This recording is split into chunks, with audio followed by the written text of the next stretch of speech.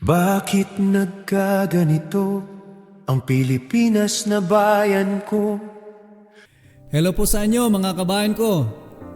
Naisip ko lang na ang kantang ito ay pwede nating gagawing isang paraan ng survey para malalaman natin kung ilan ba talaga ang may gusto na magiging Pangulo si VP Inday Sara Duterte. Kung ilang milyon man ang aabutin ng mga magsishare nito, ibig sabihin ay yun ang pinakabilang natin. Kaya kung ikaw ay sawang-sawa na sa katiwaliang nangyayari ngayon sa ating bansa, ay simulan na nating i-share itong kantang ito sa ating mga kapamilya, kaibigan at kakilala. Dapat nang matapos ang paghihirap at pagtitimpi ng mga kawawang Pilipino, wala na tayong matatakbuhan. Hawak na nila lahat. Kung magsusumbong ka ng katiwalian, ikaw pa ang makakasuhan. Kaya para sa akin, wala nang iba, si Inday Sara Duterte lang talaga ang pwedeng mag-aayos na ating bansa. Mabuhay sa lahat ng mga matitinong Pilipino. I-share po natin ito.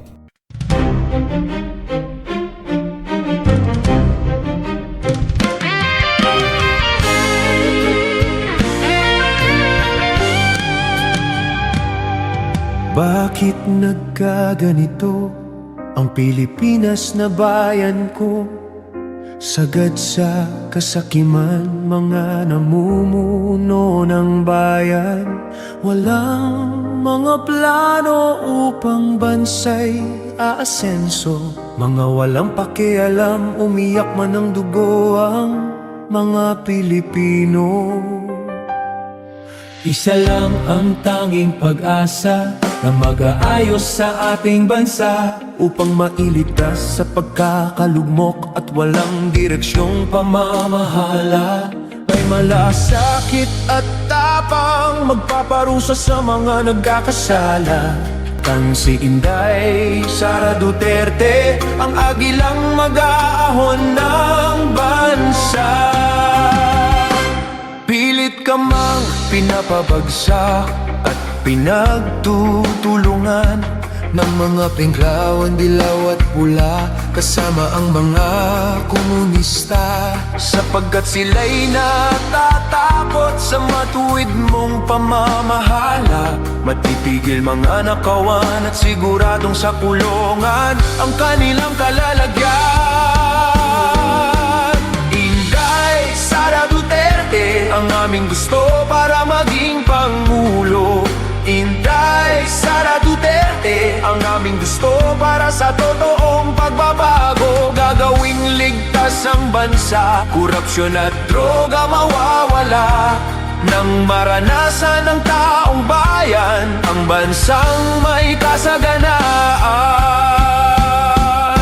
Lahat ay gagawin ng iyong mga kalaban. Huwag ka lang makakatakbo sa darating na halalan. Ika'y walang kinatatakutan. Kahit mga oligarko di ka kayang bayaran. Inday Sara, huwag mag-alala, kakampi mo ang totoong Pilipino.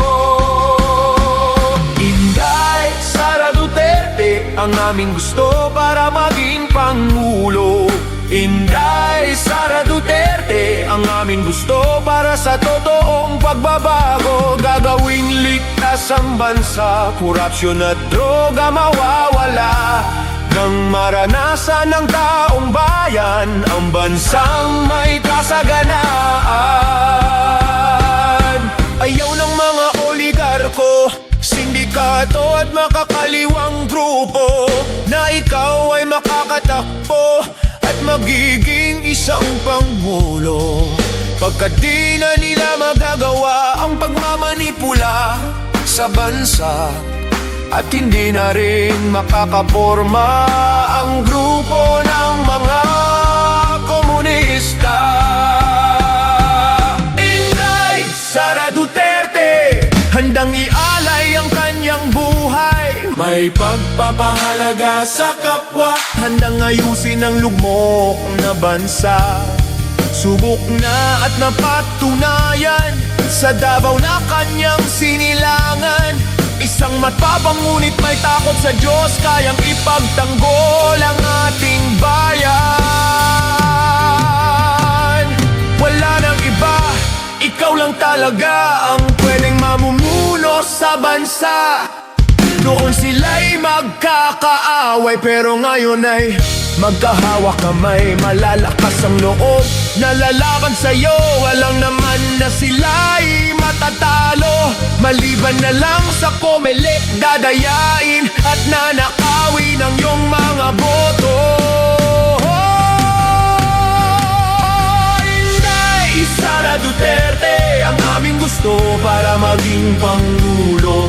Inday Sara Duterte ang aming gusto para sa totoong pagbabago. Gagawing ligtas ang bansa, korupsyon at droga mawawala.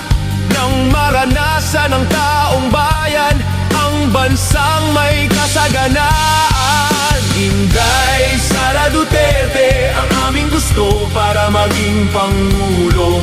Inday Sara Duterte ang aming gusto para sa totoong pagbabago. Gagawing ligtas ang bansa, korupsyon at droga mawawala.